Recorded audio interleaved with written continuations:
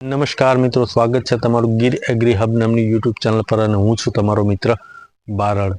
હવે મિત્રો, આપણી જે જમીન છે એ ધીમે ધીમે બંજર બનતી જાય છે, એ ફળદ્રુપતા ગુમાવતી જાય છે।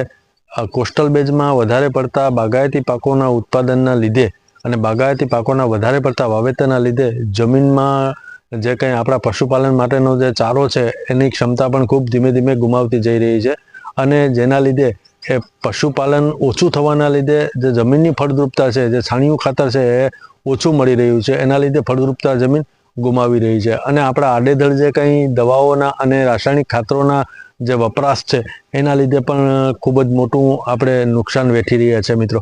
તો આ બધી વસ્તુ ઓછી કરીને પણ વધારે ઉત્પાદન કઈ રીતે લઈ શકીએ મિત્રો, એના વિશે વાત કરવાની છે। તો વિડીયોમાં મિત્રો કન્ટિન્યુ રહેજો।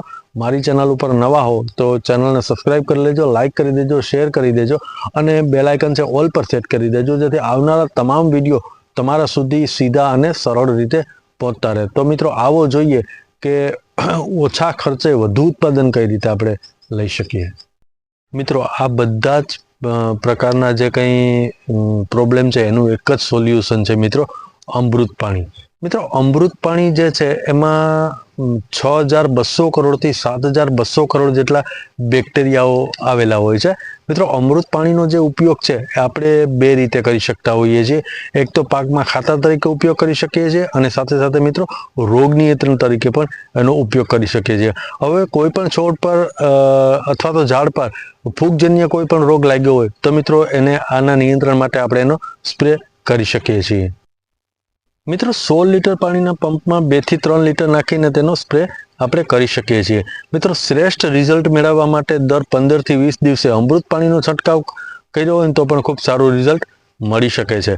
હવે જમીનમાં અળસિયાની જે છે એ સપાટી ઉપર આવતા હોય છે। હવે પાકને જરૂરી એવા નાઇટ્રોજન, ફોસ્ફરસ અને પોટેશિયમ, હ્યુમિક એસિડ જેવા પોષક તત્વો છે એની પણ મિત્રો ઉપલબ્ધતા વધી જતી હોય છે।